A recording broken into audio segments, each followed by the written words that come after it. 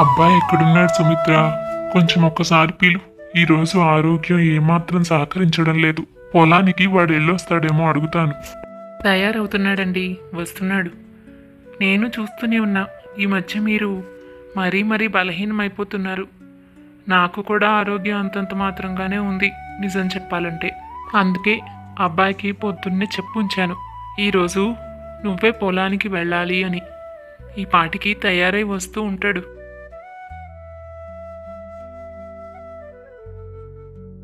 రా నాన్న. కేశవ, ఈరోజు పొలానికి నువ్వు వెళ్ళిరా. అమ్మ చెప్పిందటగా నీకు ఇప్పటికే. నేను వెళ్ళలేను, ఓపికగా లేదు. ఈరోజే కాదురా, అసలు ఎప్పుడూ నాకు ఓపిక ఉండడం లేదు. ఎన్ని మాత్రలు వేసుకున్నా శక్తి రావడం లేదు. కేశవ, ఒక్కటే దిగులు, నీకు పెళ్లి చేయాలి. మా ఆరోగ్యాలు రాను రాను క్షీణిస్తున్నాయి. ఏదో పొలం ఉంది కాబట్టి దాని మీద ఆధారపడి నీ జీవితం బాగానే సాగుతుంది. కష్టపడి పనిచేసావంటే బోలెడంత ఆదాయం వస్తుంది. కానీ మేము ఉండగానే నీ పెళ్లి చూసి సంతోషంగా వెళ్ళిపోవాలని కోరిక. నువ్వు చూస్తే సంబంధాలు చూడొద్దంటావు, ఎవరిని ఇష్టపడలేదంటావు. ఉన్న మాట చెప్పు నాయనా. నేను ఒక అమ్మాయిని ఇష్టపడ్డాను నాన్న, అందుకే సంబంధాలు చూడొద్దన్నాను. అయితే ఇప్పటిదాకా ఆమెకు నా ప్రేమ విషయం చెప్పలేదు. చెప్పడానికి అవకాశమే దొరకడం లేదు. ఆమె అభిప్రాయం కూడా తెలుసుకున్నాకే మీతోనూ చెప్పాలని అనుకున్నాను. అంతే. ఆమె అభిప్రాయం తెలియకుండా మీతో చెప్పి ప్రయోజనం ఏముంది? అది కాక ఏమీ తెలియకుండా సంబంధం మాట్లాడడానికి వెళ్ళడం కూడా మర్యాద కాదు కదా. నేను త్వరలోనే ఆమెను కలుస్తాను, నా సంగతి చెప్తాను. నాకు మరి కొంచెం సమయం ఇవ్వండి చాలు. కేశవ చాలా బుద్ధిమంతుడు. అంతో ఇంతో ఊర్లో ఉన్నంత వరకు చదువుకున్నాడు, తెలివైనవాడు కూడాను. అలాంటి వాడిని తల్లిదండ్రులు మాత్రం ఏమంటారు? ఎవరో అమ్మాయిని ఇష్టపడ్డానని చెబుతున్నాడు, తప్పకుండా మంచి నిర్ణయమే తీసుకుంటాడు. అందుకే వాళ్ళు కూడా ఏమీ అనలేకపోయారు. తొందరగా కేశవ పెళ్లి చేసుకుంటే చూడాలన్నది వాళ్ళ కోరిక. రంగారావుకు సుమిత్రకు ఒక అమ్మాయి ఒక అబ్బాయి. అమ్మాయికి వివాహం అయింది, పక్క ఊరిలోనే ఉంటుంది. అమ్మాయి భర్త కిట్టయ్య కోపిష్టి మనిషి, మంచివాడే. అమ్మాయిని ఇష్టపడి మరీ పెళ్లి చేసుకున్నాడు. కానీ మనిషికి విపరీతమైన కోపం. తనతో ఏం మాట్లాడాలన్నా కష్టమే. తల్లిదండ్రులిద్దరూ అల్లుడితో ఏదైనా వివరించాలి చెప్పాలి అంటే కేశవనే ఆశ్రయిస్తారు. తనే కొంచెం సంయమనంగా నిదానంగా విషయం చెప్పగలుగుతాడు. కిట్టయ్యకు కూడా బావమర్దంటే కాస్తో కూస్తో అభిమానం ఉంది. అయితే అసలు విషయం ఏంటంటే కేశవ ప్రేమించింది ఎవరినో కాదు, అక్క ఆడపడిచైన వెన్నెలని. కిట్టయ్యకు ఒక చెల్లెలుంది. అక్క పెళ్లిలోనే ఆమెను చూసినప్పటి నుంచి కేశవ ఇష్టపడుతున్నాడు. బావ అసలే కోపిష్టి అన్న సంగతి తెలుసు కాబట్టి ఎలా వెన్నెలతో మాట్లాడాలో ఎలా పలకరించాలో తెలియక సతమతమవుతున్నాడు. పోనీ అక్కతో విషయం చెప్దామంటే అసలు అక్క ఎప్పుడూ ఇంటికే రాదు. అందుకే కేశవ ఎవరితోనూ చెప్పలేక తన ప్రేమను మనసులోనే ఉంచుకున్నాడు. ఆ రోజు పొలం పని చేసుకుని ఇంటికి తిరిగి వస్తాడు. 4 రోజులు అక్కింటికి వెళతానని తల్లి తండ్రులతో చెప్తాడు. 4 రోజులు అక్కడ ఉంటేనైనా ఏదో ఒక విధంగా వెన్నెలతో మాట్లాడే అవకాశం దొరుకుతుందని కేశవ ఆశపడతాడు. రారా తమ్ముడు. అబ్బా, నిన్ను చూస్తుంటే ఎంత సంతోషంగా ఉందో. అమ్మ నాన్న బాగున్నారా? వాళ్ళని కూడా తీసుకురావాల్సింది. నువ్వు ఒక్కడివే వచ్చావేరా. నేను వద్దామంటే తీరుబడే ఉండదు. తెలుసుగా మీ బావ సంగతి. ఏదో ఒక పని చెప్తారు. నన్ను అసలు పుట్టింటికే రానియకుండా చేశారు. నేనంటే ఎంతో ఇష్టం కాబట్టి ఏమీ అనలేను. అమ్మ నాన్న ఎలా ఉన్నారా? బావున్నారక్క. ఇదిగో నీకోసం సున్నుండలు, పూతరేకులు, ఆవకాయలు అన్నీ పంపించారు. ఇద్దరికీ ఈ మధ్య అనారోగ్యంగా ఉంటుంది. నాన్న పొలం పనులు కూడా చేయలేకపోతున్నారు. నేనే పొలం చూసుకుంటున్నాను. నిన్ను చూద్దాం అనిపించి ఇక్కడ కొంచెం పని కూడా ఉండి వచ్చానక్క. ఒక 4 రోజులు పొలం పనులు గిరీశానికి అప్పగించాలి. అది కాకుండా నీతో ఒక ముఖ్యమైన విషయం మాట్లాడేది ఉంది. కానీ నువ్వెప్పుడు ఇంటికి రావుగా, అందుకే ఇక్కడికే వచ్చాను. ఇంతకీ బావగారు ఎక్కడా?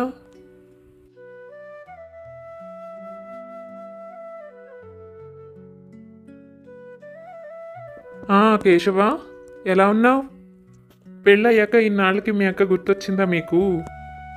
4 రోజులు అందరూ ఇక్కడే ఉండి వెళ్ళొచ్చుగా. ఎన్నిసార్లు అత్త మామల్ని రమ్మన్నా రారు. పోనీలే, నువ్వైనా వచ్చావు. మీ అక్కని నేను అక్కడికి పంపించడానికి నాకు తీరుబడి ఉండదు. తను లేకపోతే నాకు అసలు గడవదు. మరి మా అమ్మ నాన్న లేరు. ఇక ఈ ఇంట్లో అంతా చూసుకునేది మీ అక్కేగా. అందుకే పంపడం కుదరదు. చక్కగా 10 రోజులుండి మీ అక్కని కూడా సంతోషపెట్టు. చూడు మొహం ఎలా అయిపోయిందో. ఎంతమంది ఉన్నా సరే పుట్టింటి వాళ్ళు లేకపోతే ఆ బాధే వేరు ఆడవాళ్ళకి. సరే, అలా బయటకు వెళ్ళొస్తాను. వచ్చిన తర్వాత తీరిగ్గా మాట్లాడుకుందాం. అక్క, ఇంత బాగా మాట్లాడుతున్నారు బావగారు. కానీ కోపిష్టి అంటారు అందరూ. ఆయన కోపం నేను కూడా చూశాను అనుకో. కానీ ఇంత మంచి మనిషికి అంత కోపమేంటక్క? ఇంత బాగా ఉన్నారు కదా అని చనువుగా 2 మాటలు మాట్లాడదామంటే దేనికి కోపం వస్తుందో తెలీదు. నువ్వెలా అసలు ఆయనతోటి గడుపుతున్నావో ఏమిటో. ప్రేమ ప్రేమే, కోపం కోపమేరా తమ్ముడు. ఎంత ప్రేమ ఉందో అంత కోపం కూడా వస్తుంది. అయితే అదేదో మనసులో పెట్టేసుకుని దాని మీదే పగ ప్రతీకారం పెంచుకునేంత కోపం ఉండదు ఆయనకి. ఆ నిమిషానికి కోపం వస్తుంది అంతే. తర్వాత మళ్ళీ మామూలు మనిషి అయిపోతారు. చూసావుగా ఎంత బాగా మాట్లాడుతున్నారో. అది సరేలే, కానీ ఏదో ముఖ్యమైన విషయం చెప్పాలన్నావుగా. రా, ముందు కాళ్ళు చేతులు కడుక్కుని భోజనం చేద్దు గాని, తర్వాత తీరిగ్గా మాట్లాడుకుందాం. అలా తమ్ముడిని లోపలికి తీసుకువెళ్ళింది వైశాలి. కుశల ప్రశ్నలు అయ్యేసరికి బావగారి ఇంటికి రానే వచ్చారు. కేశవ అసలు విషయం చెప్దామనే లోపు ఏదో ఒక అంతరాయం కలుగుతూనే ఉంది. పోనీ చనువు తీసుకుని వెన్నెలతో మాట్లాడదామంటే వెన్నెల కూడా ఏదో ముక్తసరిగా మాట్లాడుతుందే తప్ప ఎప్పుడూ అంత చనువు ఇవ్వదు. పైగా బావగారు చూస్తే ఏమంటారోనన్న భయం కేశవకు. అలా ఉండగా కొంతమంది రావడంతో కిట్టయ్య వారితో మాట్లాడుతూ ఉంటాడు. మీరే చెప్పండి రాఘవయ్య గారు. మమ్మల్ని చిన్నప్పటి నుంచి చూశారు. మా అమ్మ నాన్న చనిపోతే నన్ను చెల్లెల్ని పెంచి పెద్ద చేశారు. మీకంటే పెద్ద దిక్కు మాకింకెవరున్నారు? మా స్తోమత స్థితిగతులు అన్నీ మీకు తెలిసినవే. ఆస్తి అంతస్తు కూడా దృష్టిలో పెట్టుకుని మీకు అన్ని విధాలా ఈ సంబంధం బాగుంది అనిపిస్తే తప్పకుండా కుదుర్చుకుందాం. మీ మాటే నా మాట. అంతకంటే నేను ఇంకొక మాట మాట్లాడను. బేషుగ్గా చెప్పావు కిట్టయ్యా. ఎంతైనా సంస్కారం కలవాడివి కదా. సరే, అలా అయితే నేనే చెప్తున్నా. నాకు తెలిసినంత వరకు ఇది మంచి సంబంధమే. మీ స్తోమతకి స్థితిగతులకి అన్నిటికీ సరిపడా వాళ్ళు కూడా అలాగే ఉంటారు. ఆర్థికంగా స్థిరపడ్డవారే. అబ్బాయినైతే నేను పెద్దగా చూసింది లేదనుకో, కానీ ఊరిలో విన్నంత వరకు వాళ్ళకి మంచి పేరే ఉంది. కోరి చేసుకుంటామని వచ్చారు. చాలా వరకు ఒప్పుకోదగ్గ సంబంధమే అనుకుంటున్నాను. నాకు తెలిసిన వాళ్ళందరినీ అడిగాను, పర్వాలేదన్నట్టే చెప్పారు. అబ్బాయి అయితే చదువుకున్నాడు, ఎక్కడో పట్నంలో ఉద్యోగం చేస్తున్నాడట. ముందైతే పెళ్లి చూపులకి మాటలకి పిలుద్దాం. నెమ్మది నెమ్మదిగా విషయాలు అవే తెలుస్తాయి కదా. కోరి సంబంధం వచ్చినప్పుడు కాదనుకోవడం ఎందుకు? వెన్నెలకైతే త్వరలోనే పెళ్లి చేయాలనుకుంటున్నావు కదా. మరైతే ఇంకే చూద్దాం. ఎప్పుడైనా నీకు సరికాదు అనిపిస్తే నాతో చెప్పు, మరేమీ పర్వాలేదు. సంగతి వెన్నెల కోసం తెలిసిన వాళ్ళెవరో సంబంధం తీసుకొచ్చారు. ఈ సంగతి ఏమీ తెలియని కేశవ బయట వెన్నెల చదువుకుంటూ ఉంటే అక్కడే కూర్చుని తనతో ఎలా మాట్లాడాలా అని ఆలోచిస్తూ ఉంటాడు. స్నేహితుడు వస్తే తనతో మాట్లాడుతూ ఉంటాడు. రే కేశవ, అయితే ఇష్టపడుతున్నాను, పెళ్లి చేసుకోవాలనుకుంటున్నాను అని చెప్పేసాయి. చెప్పలేకపోతే ఇక వదిలేసి నీ దారి నువ్వు చూసుకో. ఇలా ఎన్ని రోజులురా? మీ అక్క పెళ్ళై సంవత్సరం కావస్తోంది. అప్పుడు చెప్పావు ఇష్టపడ్డాను అని. ఇప్పటిదాకా ఆమెతో చెప్పింది లేదు, మీ అక్కతోనూ చెప్పింది లేదు. ఇంకా ఎన్ని రోజులు ఇలా? త్వరగా సంగతి ఏమిటో చెప్పి తేల్చుకో. మీ అమ్మ నాన్నకి ఆరోగ్యం అసలే బాగోలేదంటున్నావు. ఏదో నువ్వు పెళ్లి చేసుకుంటే వాళ్ళకి తృప్తిగా ఉంటుంది కదరా. అరే చెప్పడానికి ఇక్కడికి వచ్చాను. ఒక 4 రోజులు ఉంటే ఏదో ఒక సందర్భం దొరక్కపోతుందా అని. నువ్వు నన్ను కంగారు పెట్టకు. చూడు, బావగారు ఇంట్లోనే ఉన్నారు, పైగా ఎవరో వస్తే వాళ్ళతో మాట్లాడుతున్నారు. ఇప్పుడు ఎలా చెప్పు? ఏదో ఒక సమయంలో నేను ఖచ్చితంగా ఈసారి చెప్పే మా ఊరు తిరిగి వెళ్తాను. అర్థమైందా? ముందు ఆ అక్కకైనా చెప్దాం అనుకుంటే ఆ అక్క కూడా ఎప్పుడు చూసినా తన పనిలో తను బిజీగా ఉంటుంది. రవి, నేను వెన్నెలను ప్రేమిస్తున్నానన్న సంగతి నువ్వు మాత్రం ఎట్టి పరిస్థితులను ఎక్కడ బయట పెట్టకు. అర్థమైందా? నా సంగతి ఏమో కానీ నువ్వు కొంప ముంచేలా ఉన్నావు. నీతో అనవసరంగా చెప్పానురా బాబు. ఇలా స్నేహితుడితో మాట్లాడుతూ ఉన్న కేశవ మాటలు తనకు కాఫీ ఇద్దామని బయటకు వచ్చిన అక్క విననే వినింది. వైశాలి ఆశ్చర్యపోయింది. లోపల జరుగుతున్నదేమిటో తనకు తెలుసు, కానీ తమ్ముడు మనసులో ఇటువంటి అభిప్రాయం ఉందని తను ఎప్పుడూ ఊహించలేదు. లోపలేం జరుగుతోందో తెలియని తమ్ముడు ఇలా ఆలోచిస్తున్నాడని తెలిసేసరికి చాలా భయమేసింది వైశాలికి. భర్త బయటకు వెళ్ళాక సమయం చూసుకొని తమ్ముడి దగ్గరకు వెళ్ళి, తమ్ముడు, ఏంటి నువ్వు వెన్నెల్ని ఇష్టపడుతున్నావా? ఈ సంగతి నాకు చెప్పనే లేదేరా. ఇందాక రవితో చెప్తుంటే విన్నాను. ఎంత పని చేసావు. ఇందాక వచ్చిన వాళ్ళు ఎవరో తెలుసా? పెళ్లి సంబంధం కోసం మాట్లాడడానికి వచ్చారు. వెన్నెలకు ఒక సంబంధం వచ్చింది, అది కూడా రాఘవయ్య గారు తీసుకొచ్చారు. మీ బావ చాలా వరకు పెళ్లికి ఒప్పుకున్నట్టే. 4 రోజుల్లో పెళ్లి చూపులు పెళ్లి మాటలకు వాళ్ళు వస్తారు. నువ్వు కనీసం నాతో నేను ముందు చెప్పాలి కదా, ఏం జరుగుతుంది అన్న తర్వాత సంగతి. విషయం తెలియకుండా ఎలాగరా? అయినా మీ బావకు కోపిష్టి అని తెలుసు. వెన్నెల్ని ఎలా ఇష్టపడ్డావురా నువ్వు? అసలు ఆయన ఒప్పుకుంటారో లేదో ఏమంటారో ఏమీ తెలీదు. బా, పెద్ద చిక్కు తెచ్చిపెట్టావు కదరా. ఏంటక్క, పెళ్లి సంబంధం కోసం వచ్చారా? ఎవరో ఏదో పని మీద వచ్చారు, మాట్లాడుకుంటున్నారు అనుకున్నానక్క. ఎంత పని అయింది. అయినా ఏం తొందరక్క? వెన్నెలకి పెళ్లి చేయడానికి తను చదువుకుంటోంది కదా. ఏంటో ఈ బావ. అక్క ప్లీజ్, నువ్వే ఏదో ఒక విధంగా బావకు చెప్పు. నీకైనా తెలిసింది కదా, నేను వచ్చినప్పటి నుంచి నీతోనైనా చెప్పాలని ప్రయత్నిస్తూనే ఉన్నాను. కనీసం వెన్నెలతో చెప్తే తన మనసులో ఏముందో తెలుస్తుంది అనుకుంటే తను అసలు మాటే మాట్లాడుతూ ఇంకెలాగక్క చెప్పేది? ప్లీజ్ అక్క, నువ్వే ఎలాగోలా బావకు చెప్పాలి. తనంటే నాకు చాలా ఇష్టం. మీ పెళ్ళి అప్పటి నుంచి తను ఇష్టపడుతున్నాను. అసలు ముందు ఏమంటారో కనుక్కో, చూద్దాం ఏం జరుగుతుందో. కనీసం వెన్నెలకు కూడా నేనంటే ఇష్టమో కాదో అదైనా తెలియాలి కదా. మన ఇంట్లో ఇలాంటి కుదరవని మీ బావ ఎప్పుడో వెన్నెలతో చెప్పారు. అందుకే అది ఎవరితోనూ మాట్లాడదు, చూడదు. తన మనసులో ఏముంది అని ఆలోచించే అవకాశమే లేదు. వాళ్ళ అన్నయ్య అంటే చాలా భయం వెన్నెలకి. మనసులో ఏమున్నా సరే ఆయన ఎవరిని చెప్తే వాళ్ళని పెళ్లి చేసుకుంటుందిరా. తీసుకొచ్చి నా మీద పెట్టావా భారాన్ని? ఏమోలే, ప్రయత్నిస్తాను. ఆపై దేవుడి దయ. ఆ రోజు వైశాలి ఏదో ఒక విధంగా ధైర్యం కూడా తీసుకుని తమ్ముడు కోసం భర్తకు సంగతి చెప్తుంది. ఏంటి వైశాలి నువ్వు మాట్లాడేది? కేశవ వెన్నెలని ఇష్టపడుతున్నాడా? బా, మరి ఈ విషయం ఇన్నాళ్ళు ఎందుకు చెప్పలేదు? నిన్నే కదా రాఘవయ్య గారు సంబంధం తీసుకొచ్చారు.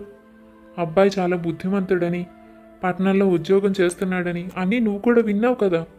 ఆయనకు మాట కూడా ఇచ్చేశాను ఒక విధంగా. 2 రోజుల్లో వాళ్ళు పెళ్లి చూపులకి పెళ్లి మాటలకి కూడా వస్తున్నారు. కబురు కూడా పెట్టేశాం వైశాలి. ఈ పరిస్థితుల్లో మనం వెనక్కి కూడా తగ్గలేం. అయినా మన ఆర్థిక స్తోమతకి అన్నిటికీ కూడా వాళ్ళే తగినవారు. మీ తమ్ముడి దగ్గర ఏముంది చెప్పు? అవి ఒక పొలం తప్ప ఇంకేం లేదు. చదువా పెద్దగా చదువుకోను లేదు. నేను తక్కువ చేయడం లేదు. కాకపోతే పెళ్ళన్నాక ఇవన్నీ చూస్తాం కదా.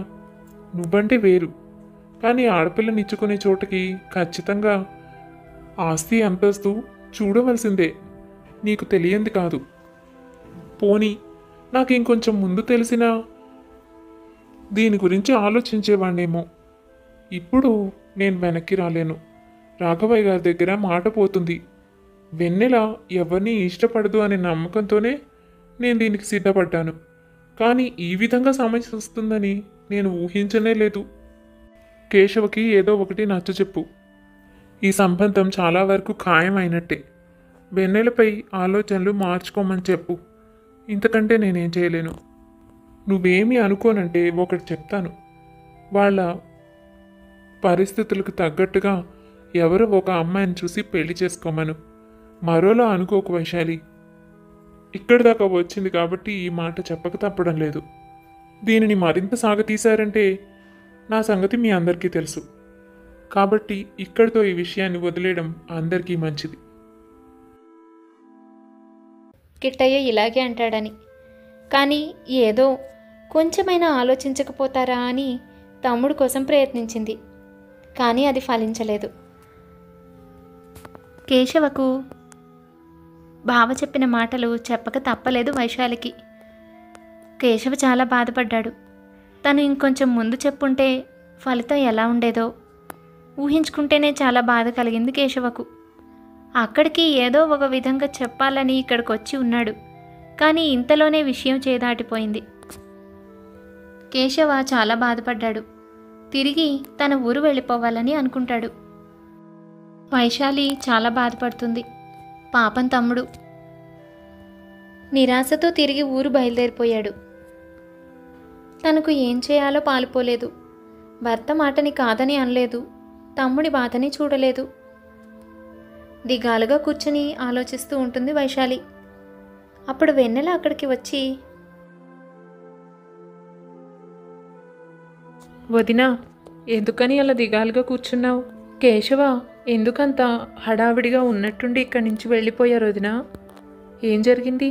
అన్నయ్య ఆయన ఏమైనా అన్నారా?